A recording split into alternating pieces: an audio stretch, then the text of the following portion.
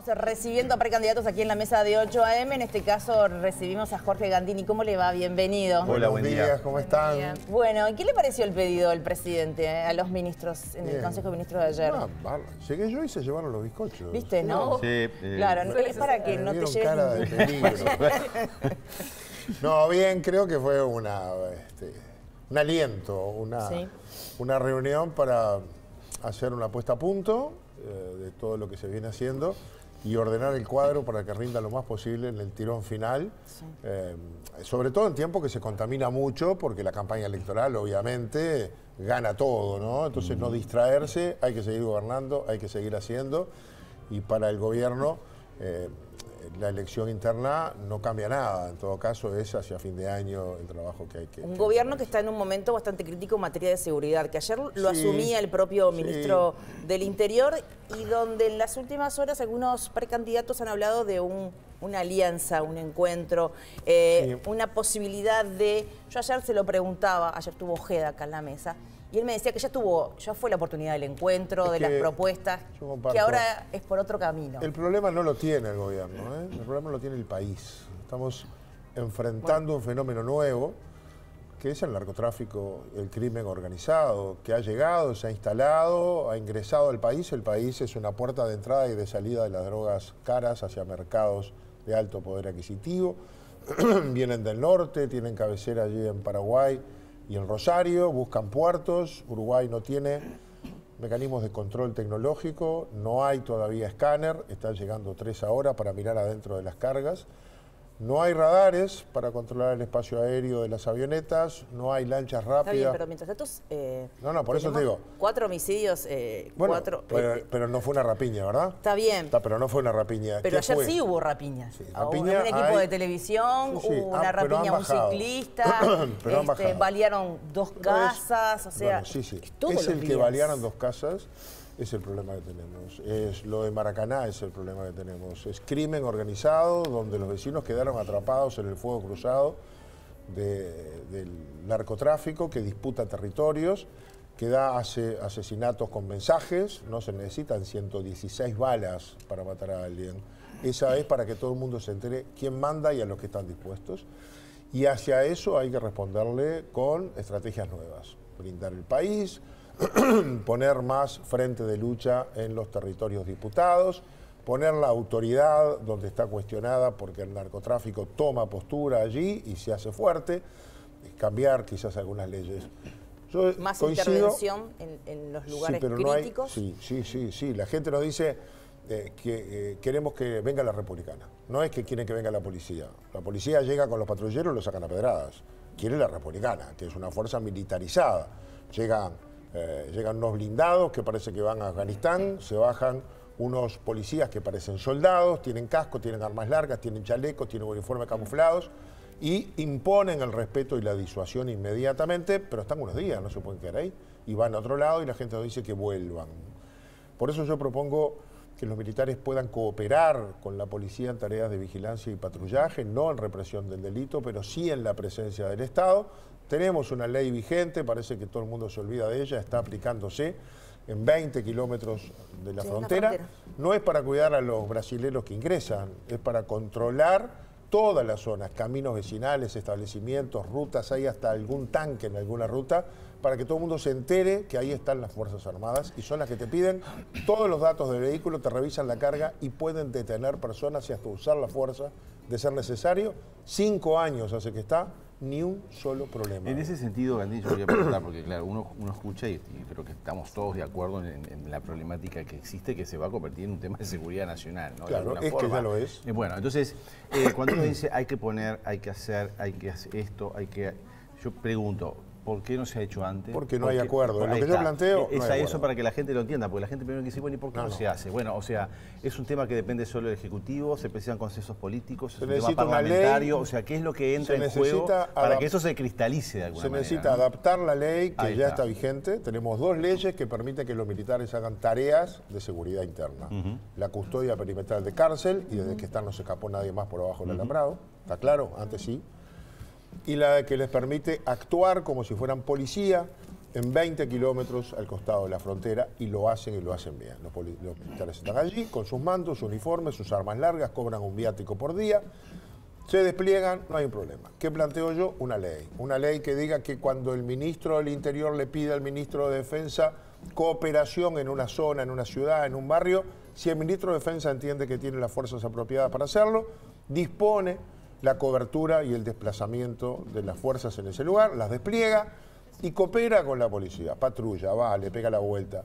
La gente se va a sentir mucho más... Pero nadie está apoyando esa idea, por ejemplo. Ninguno de los dos ministros está de acuerdo. Incluso No, acá cuando pero por tuvimos eso no, a por Javier eso no García, está. bueno, ahora el ministro, nos dijo, la policía no está desbordada, dijo él. Vos quedate con este programa grabado y dentro de 1, 2, 5 años vas a ver a esos militares, porque estamos en guerra con una cosa muy parecida al narcotráfico que impone el terror y vamos a tener que agregar todos los recursos disponibles para que cada uno en su rol ayude. Ya están ayudando los militares, lo están haciendo en la frontera. ¿Por qué no es la policía la que custodia la frontera para que no entren por allí armas, drogas y otros ilícitos? ¿Por qué no es? Y porque necesitan a la policía en otro lado y el ejército custodia. Y basta con mostrarse el ejército sin posibilidad de acción. En buena medida, sí. Cuando se despliega la republicana, basta con mostrarse. Sí. O sea, claro, es lo que nos dice la gente. Vienen, se ponen acá. ¿Por qué no reforzar la republicana? Porque todos dicen que hay que hacer eso, yo también, pero después póngame la plata arriba de la mesa. Después hay que tomar, después se dicen que hay que achicar el Estado. Hay que tomar cientos y cientos y cientos de policías más, equiparlos, entrenarlos y ponerlos a disposición. ¿Y eso no es viable? Bueno, yo planteo algo más viable. Tenemos a los militares adentro de los cuarteles. ¿Por qué no lo podemos hacer? ¿Cuál es el problema? Muchos de los precandidatos hoy no están de acuerdo. Carolina Cose habla de disparate. Si no hay acuerdo en eso... Orsi dijo, hay que analizarlo. Empiezan a poner cabeza por qué es lo que está pasando en el mundo. Busquemos otra opción. Hablemos de la republicana. No hay problema. Pongan otra. Yo pongo esta. Tengo derecho, ¿verdad?, a poner en mi programa de gobierno esta propuesta. Creo que es válida. No tengo prejuicio. Las Fuerzas Armadas están sometidas a la disciplina del sistema democrático. Tienen buen entrenamiento, van al exterior, hacen cosas parecidas, vienen con medallas, todos felicitados. Uruguay no van a la guerra, van a custodia de población civil o ayuda, protección. Yo creo que con una ley que establezca cuál es el cometido y le dé el respaldo a los militares para hacer esta tarea, siempre de apoyo a la policía, podemos estar agregando seguridad. Para terminar, Ojeda plantea eso ayer, dice eso ayer, yo comparto.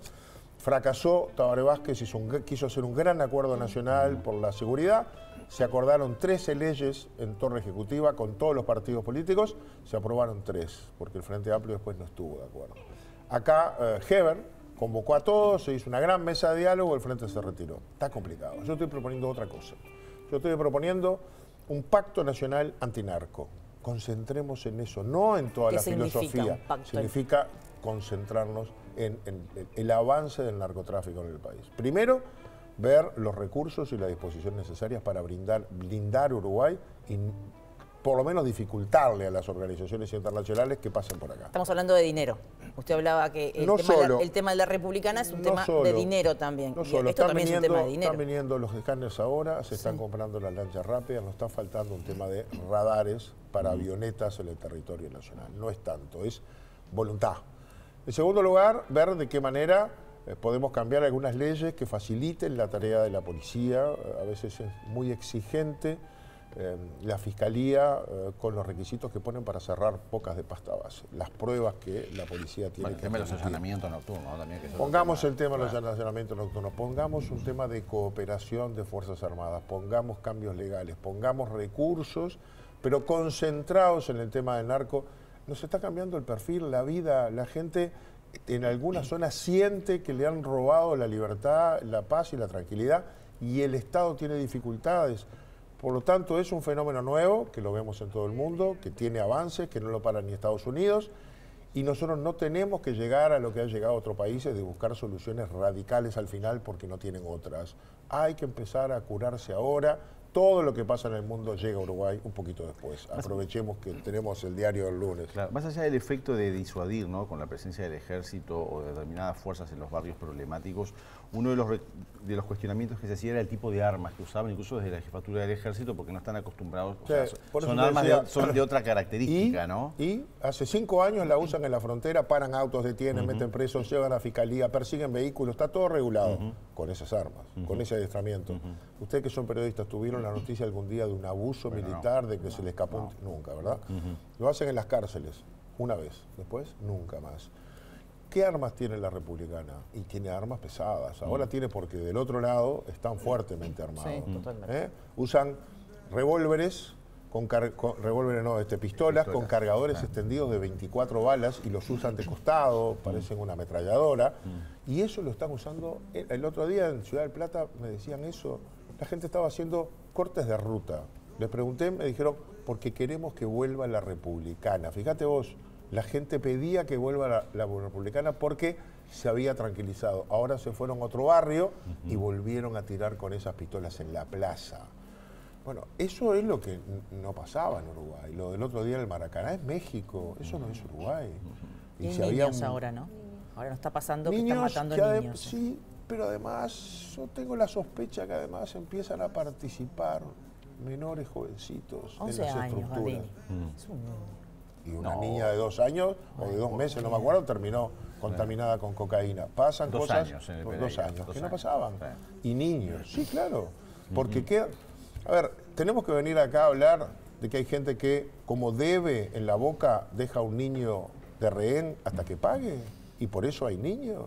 Esto está pasando. Es un mundo que parece de Netflix, pero pasa en este país ya ahora. Yo podría dar algún testimonio de estas cosas acá. No lo voy a dar porque tiene nombre y apellido, porque hay que proteger a la gente. Pero está pasando, a nosotros llega esa información. Dejar un niño hasta que pagues. Y a veces no van a buscarlo. Entonces, creo que este es un mundo con el que tenemos que reaccionar. ¿A usted le llegó denuncias así? Sí, claro. No, conozco el caso concreto. Sí. ¿Conoce un caso concreto? Conozco un caso concreto. Por suerte... de una familia que dejó a un menor de edad de garantía. Y con una familia que lo rescató. Pagó la deuda y se llevó el niño. Todo bien. Pero estas cosas como que funcionan en paralelo a la vida legal. Sí, o niños como mecanismo de protección, porque se piensan que teniendo un niño va a servir como un escudo para que no les pase nada. Y ese es el allanamiento nocturno. Pasó otra vez con el auto aquel. Detrás del hogar, detrás de lo que parece un hogar, encubro, fraccionamiento, distribución de drogas en la noche, porque como es un hogar no van a entrar. Para que sea un hogar, y bueno, se tiene que parecer a eso, tiene que haber niños, tiene que haber la apariencia de una familia. Todo esto va a que se desarma una boca, la policía hace el gran trabajo, aparecen los organizadores de la boca y le dicen a quienes quedaron allí, tu marido quedó debiendo tanto, te vamos a dar más droga para que nos paguen lo que nos debes. Y termina un familiar otra vez en esa o al lado.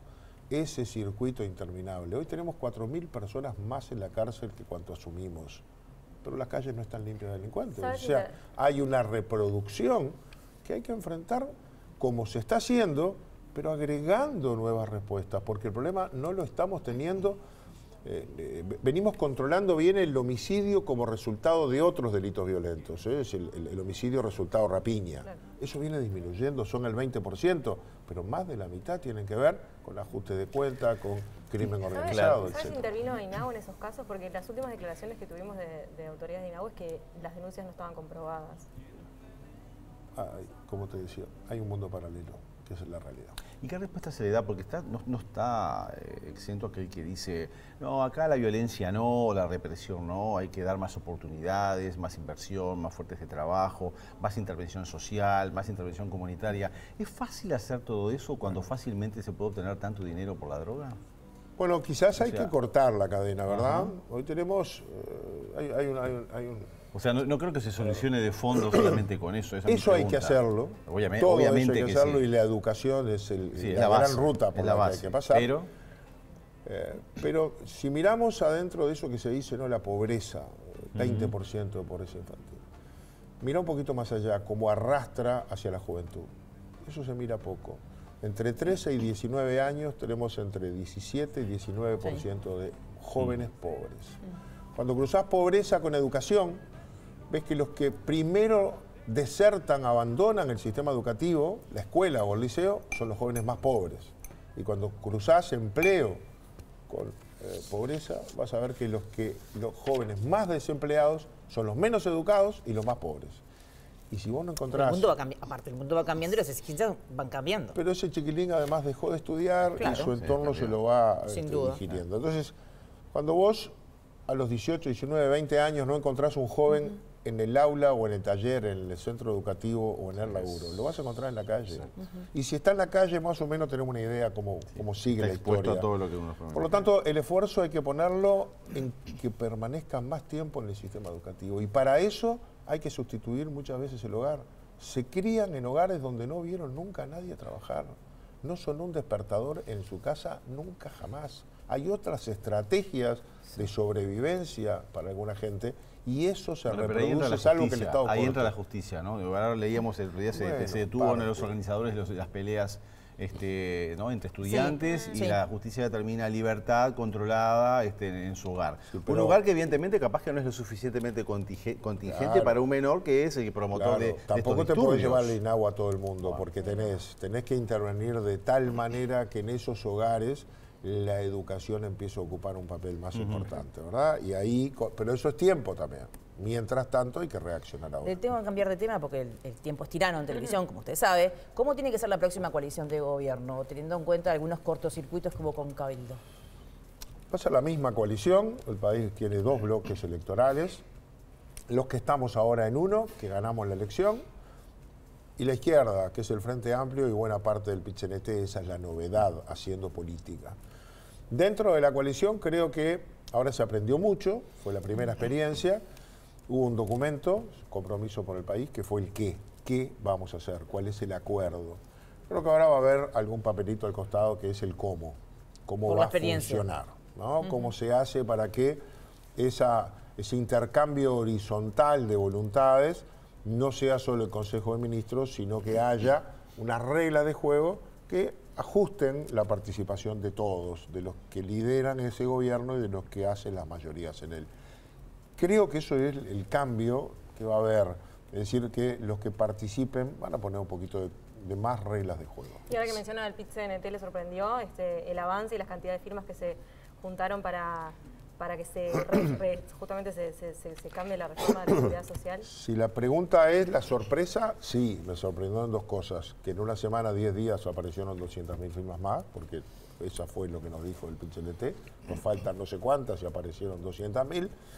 Y hay un porcentaje de descarte bastante elevado. No creo que detrás de ello haya falsificación de firmas. Quizás haya desorden en el control cuando se juntan las firmas. Y hay una diferencia entre cómo la gente firma. Ya se habla de la fórmula del Partido Nacional, ya está en el tapete el tema. Yo no hablo y me parece mal hablarlo. ¿Por qué? Es un error, porque se manejan nombres y se pone el foco en otro lado. Creo que la calle Pou hizo bien la vez pasada. ¿Se acuerdan cuándo manejó la calle Pou? El mismo día. No. Capaz que en la Veda. En la Veda. Viernes, sábado y domingo. Ahí empezaron las llamadas. Donde se empezó a filtrar y nadie podía decir nada. Exactamente. Porque ahora los nombres de alguna manera contaminan el proceso y hasta pueden quemar a alguno y hasta pueden poner a alguno que distorsiona y genera malestar. ¿Para qué? No es necesario. Nosotros lo que tenemos que resolver es quién gana la interna para ir a la final, que va a ser en noviembre. Lo otro se irá viendo. Igual sí hay un acuerdo. Esa misma noche tiene que haber fórmula. Eso lo tenemos como que asumido en el directorio formalmente, en los precandidatos también. Ese es un trabajo que se va a hacer. Pero empezar a hablar de fórmula ahora me parece que poner el foco en otro lado. No está bien lo que dice Delgado, que no podrías, capaz que no sería Rafo como está... Yo no sé si ha dicho Delgado eso, es lo que trasciende que Delgado dice. Y bueno, por eso no hay que hablar de fórmula, porque trascienden cosas que si salís a desmentirlas ya estás hablando de la fórmula. Igual le tengo que preguntar sobre la fórmula. Y yo me parece que tiene que ser la mejor posible para ganar la elección y gobernar el país después. Tenemos que pensar en esas 2 variables de una fórmula que tenga retorno electoral y genere una buena impresión en la gente, es un equipo, y que también de alguna manera sea una buena respuesta cuando haya que gobernar, porque el Parlamento va a ser una vez más el lugar articulador de los acuerdos. A eso iba también. Usted de los precandidatos es el que tiene más experiencia parlamentaria. el vicepresidente o la vicepresidenta tiene que ser fuerte en el Parlamento? Yo creo que Beatriz ha cumplido las dos cosas, ¿no? Fue novedad en su momento y complementó bien a Luis en su campaña. Tenía experiencia parlamentaria y tiene personalidad y carácter para manejar un mundo bien complejo, que es el de las diferencias legítimas. Creo que esas cosas valen, importan, no son determinantes. ¿Tiene que ser una mujer? Eso? No necesariamente. No necesariamente. No, para mí no. No necesariamente. ¿Pueden ser dos mujeres? Y pueden ser dos hombres también, uno y uno, una y uno. Y todo puede ser si es lo mejor que podemos ofrecer para ganar y para gobernar. Pero no me quedo en que en esa fórmula que tiene que obligatoriamente ser paritaria. Si no es la mejor, no. Porque si fuera así, todas las mujeres votarían mujeres y no pasan en ninguno de los partidos. Tiene que ver con esas condiciones para darle a la gente tranquilidad, proyección, futuro y la certeza de que el país va a estar en buenas manos. Eso es lo importante. Bien. Gracias, Gandini, por la visita. Un placer recibirlo siempre. Gracias. Que pase muy bien.